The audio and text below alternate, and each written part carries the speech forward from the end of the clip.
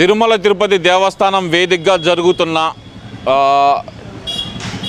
ఈ పరిణామాలన్నీ అసలు ఎలా చూడాలి? అటు పరకామణి కేసు కానీ, లేదంటే అటు కల్తీ లడ్డు నెయ్యి కేసు కానీ, తీరా చూస్తే కనుక నిన్నటికి నిన్న లిక్కర్ బాటిల్ అంటూ ఒక హడావుడి జరగటం కానీ, ఎలా చూడాలంటారు ఈ పరిస్థితిని అన్నింటినీ? ఇప్పుడు ఒళ్ళంతా విషయంతో నిండిన వాడు ఏం చేస్తాడు? పక్కనని కరవాలనుకుంటాడు, పక్కనని కాటేయాలని చూస్తాడు. ఎందుకంటే వాడిని కూడా విషయం చేస్తే ఇద్దరు సమానం కదా, మేము చేసింది ఏంది, వాళ్ళు అదే చేశారు కదా అని ఒక క్రియేటివ్ను ప్రజల్లోకి తీసుకెళ్ళి దాన్ని పబ్లిక్ ఇష్యూ చేసి అపనింద పాలు చేయటానికి ఆ కరుణాకర్ రెడ్డి అనేవాడు ముందు మెయిన్. తర్వాత 2 సార్లు అధ్యక్షుడు చేసాడుగా, తిరుపతి బోర్డు చైర్మన్ చేసినవాడు ఎవరు? రామచంద్రారెడ్డి గారా? రోడ్డు ఆక్రమించి గోడ కట్టుకున్న మహా కథానాయకుడు, ప్రభుత్వంలో ఆక్రమించి ఎస్టేట్ కట్టుకున్న మహానాయకుడు. వీళ్ళ అరాచకాలు సీటు ద్వారా మొత్తం బయటపడ్డాయి. ఈ ఇవాళ కాకపోయినా రేపైనా వీళ్ళు శ్రీకృష్ణ జన్మస్థానం చూడాల్సిందే. ఇలాంటి పరిస్థితుల్లో ఒక దుష్ప్రచారం లేపడానికి కొంతమంది అమాయకులు, నాబొట్టాడు ఎవడో ఉంటాడు కదా, తాగుబోతు ముండా కొడుకులు, వీళ్ళు ఖాళీ సీసాలు తీసుకొని జేబులు వేసుకొని పట్టుబడ్డారు. తిరుపతిలో మన ఈ మధ్య మేము శబరిమల యాత్ర పోయేస్తా, మాకు టోకెన్ అక్కడ వేపుకొని అప్పుడప్పుడు మాకు 18 గంటల్లో దర్శనమైంది. నైట్ కూడా భక్తులకి అల్పాహారం చక్కగా అందిస్తుండటం కూడా జరుగుతుంది. పైన పరిశుభ్రత కానీ ఏదైనా కానీ అంతవరకు గతం కంటే బ్రహ్మాండంగా ఉంది, దానికి ఎలాంటి సందేహం లేదు. ఎక్కడ ఇబ్బంది పట్ల ప్రజలు, ఇది వాస్తవం. మరి వీళ్ళు ఎందుకు ఇది చేస్తున్నారు? గోవుల మీద పోయాడు కరుణాకర్ రెడ్డి, 1 కాదు 2 కాదు. ఇతని హయాంలో గోవులు చనిపోలేదా? మరి ఆలో ఉన్న ప్రతిపక్ష నాయకులు తెలుగుదేశం పార్టీ వాళ్ళు ఏమన్నా నీ మీద ఇలాంటి భగవంతుడి మీద అపచారం చేయకూడదనే మాట్లాడలేదు, కానీ నీకు మళ్ళీ మాట్లాడాలని వీళ్ళు నోరు లేదా? వీళ్ళకి తెలియదా? నువ్వేనా ఇది? ఆయాల తునిలో ట్రైన్ దగ్గర పెట్టించింది నీ మనుషులే. బలైపోయింది ఎవడు అయ్యాడు? మొదట పద్మనాభంగాడు. నీ మూలకనే వాళ్ళు బలైపోయింది. లేకపోతే అలా అక్కడ ఆ తునిలో ఆ రైల్వే తగలబెట్టడం అనేది ఆ ఏరియాలో జరగదు. ఇదంతా మన స్క్రిప్టే, వైఎస్ఆర్సీ పార్టీ వాళ్ళ స్క్రిప్ట్ మూలకనే జరిగింది. ముద్రగడ పద్మనాభుడు ఏదో సాధిద్దాం, నాకేదో వస్తుందో, మరి ఎంతో కొంత లబ్ధి పొందడమో తెలియదు.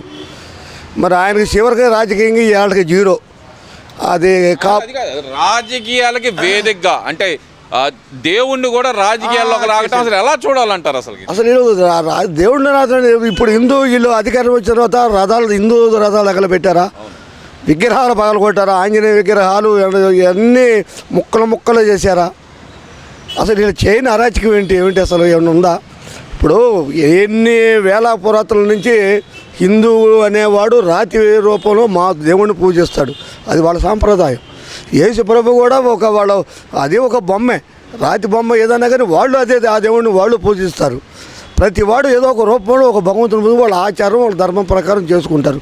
వీళ్ళంత నికృష్టపు జనం భగవంతుని కూడా వదిలిపెట్టలేదంటే వీళ్ళు ఎంత శిక్షార్హులు అనుభవించే ముందు తెలుస్తుంది వీళ్ళ బతుకులు. వీళ్ళు నెయ్యి కల్తీ జరిగింది ప్రసాదంలో, మహాప్రసాదంలో అని చెప్పి సుప్రీంకోర్టు ఏర్పాటు చేసిన సిట్టి చెప్పింది. పరకామణి కేసులో వచ్చేదానికి అసలు జరుగుతుందే దారుణం. అదికే ఎవరైతే నేరస్తులు ఉన్నారో నేరస్తులతోటి అప్పటి అధికారులు కొమ్మక్కయ్యారని చెప్పి ఆంధ్రప్రదేశ్ హైకోర్టు చెబుతుంది. ఇవన్నీ బయటకు వచ్చే సందర్భంలో అసలు వైసీపీ కార్యకర్తలు ఒక పత్రికా విలేకరు ఇద్దరు కలిసి వెళ్ళి అక్కడ మందు బాటిల్ పడేసి దాన్ని హడావుడి చేయడానికి గల కారణం ఏమనాలంటారు? ఇప్పుడు దాన్ని అవన్నీ కప్పిపుచ్చడానికి వీళ్ళు ఒక డ్రామా ఆడారు. ఏది? సాక్షి విలేకరి. అసలు సాక్షి అంటేనే అబద్ధపు ప్రచార పేపర్ అది. ఏడాది వాళ్ళు సాక్షి అంటే అబద్ధమైంది, నిజాన్ని నిర్భయంగా చెప్పేసి ఆ ఛానల్ మాదొక్కటే అంటున్నాడు కదా. అన్నీ నిజాలే. రాజధాని మీద మాట్లాడింది నిజాలే. ఏంది ఇక్కడ నేను రాజధాని అమరావతి రాజధాని ఉండాలని చెప్పిన మాట నిజాలే. ప్యాలెస్లో తాడేపల్లిలో ఇల్లు కట్టుకున్న మాట నిజాలే. ఇల్లు కట్టుకున్న మాట నిజాలే. ఆ ఇంటికి పరికరాలకి గవర్నమెంట్ డబ్బులు డ్రా చేసుకున్న మాట నిజాలే. అన్నీ నిజాలే. మరి ఇవాళ అదే అక్కడ 3 ముక్కలాట ఆడిన మాట నిజాలే. మాట తప్పం మడం తిప్పం మా నైజం.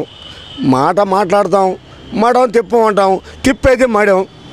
ఇంకొక పద్యం చెప్పేవాళ్ళండి, ఎందుకంటే నేను చదువుకునేటప్పుడు నాకు బుర్ర పెద్దగా 5, 6, 7 తరగతుల్లో నాగిరెడ్డి గారని తెలుగు మాస్టర్ గారు, హిందీ పండిట్ సుబ్బారెడ్డి గారని నన్ను, ఎందుకంటే మా ఇళ్ళ పక్క ఇల్లు, నన్ను కొట్టేవాళ్ళు కాదు, ఈ ఏమైనా అనుకుంటానేమో అని.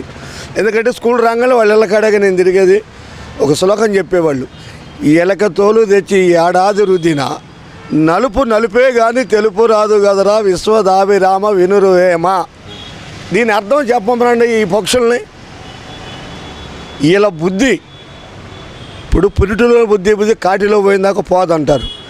అసలు ఆ పార్టీ లక్షణమే అదండి నాకు. ఎందుకంటే రాజశేఖర్ రెడ్డి రాజకీయ అనుభవంలో అతనికి ఈయనకి ఒక 10% కూడా అవ్వలేదండి. తండ్రిని మించిన పాలన చేస్తారన్నాడు కదా, మరి మీరు అభిమానే కదా, రాజశేఖర రెడ్డి అభిమానే కదా మీరు? నేను రాజశేఖర రెడ్డి ఎందుకంటే అతను పంచికట్టే అభిమానికి, నేను పార్టీకే నందమూరి తారక రామారావు వీరాభిమాని. అసలు నా పుట్టకే నాకు ఊహొచ్చిన కాంచి నేను ఎన్టీ రామారావు ఆయన పంచికట్టుగా అభిమాని అంటారు. కొంచెం రైతు పక్షంగా నాకు అతని మీద లుక్కు, అతన్ని నా ఇంట్రెస్ట్, నేను అది కూడా చెప్తున్నా, పబ్లిక్కి చెప్తున్నా.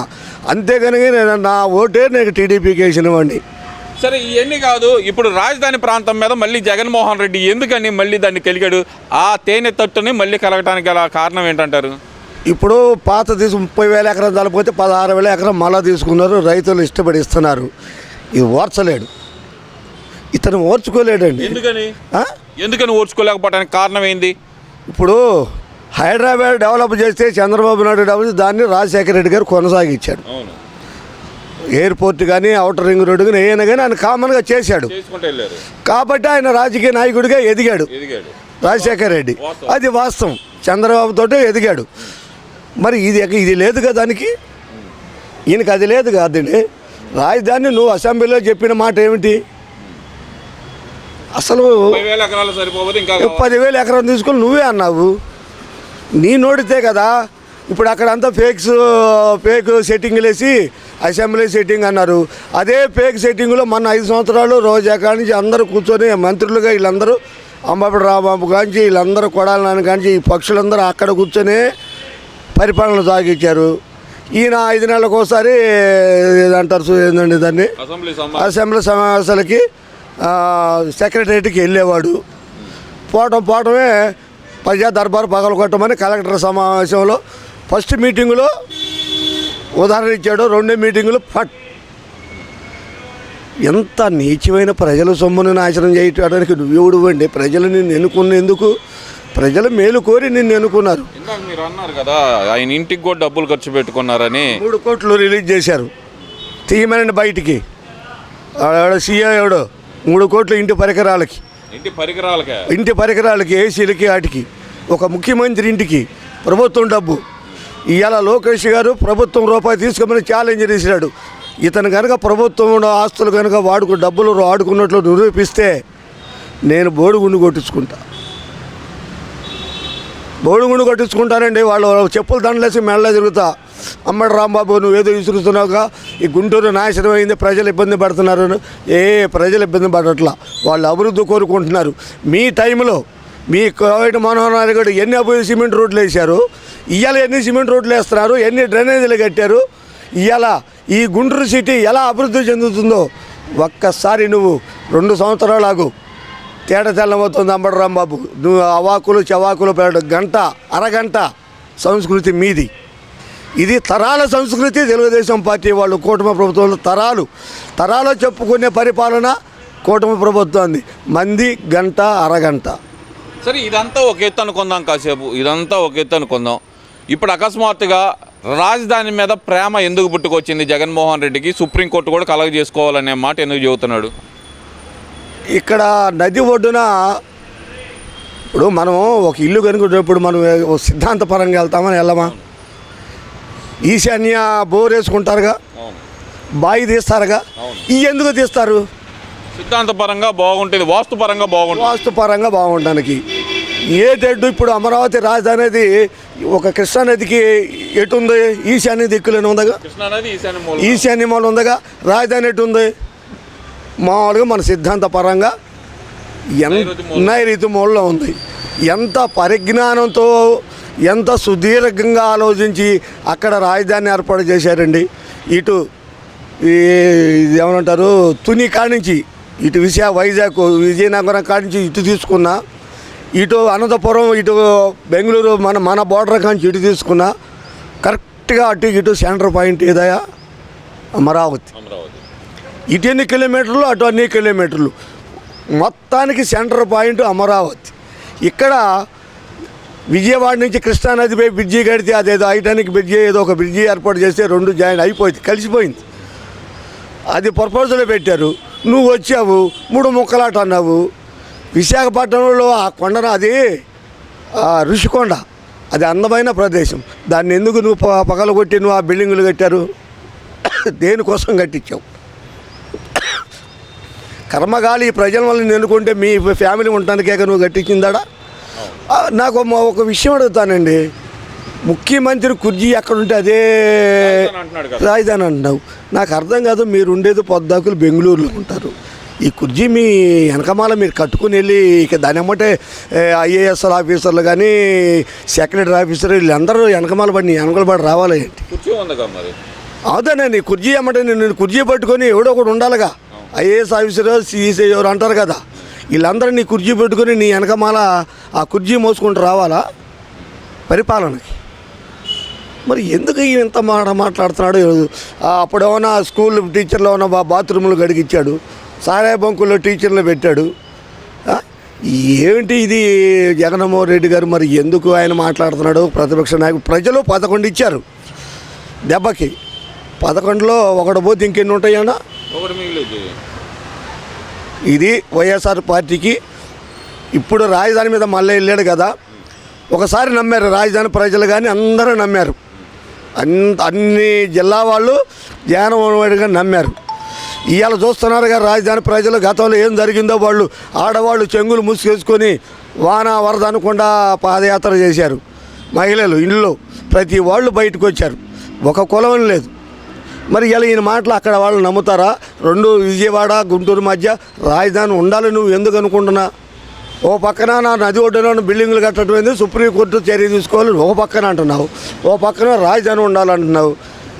మరి ఆయన మా ఇంటి ఆయన మెంటల్ హాస్పిటల్కి వెళ్తే బాగుండేవాడు.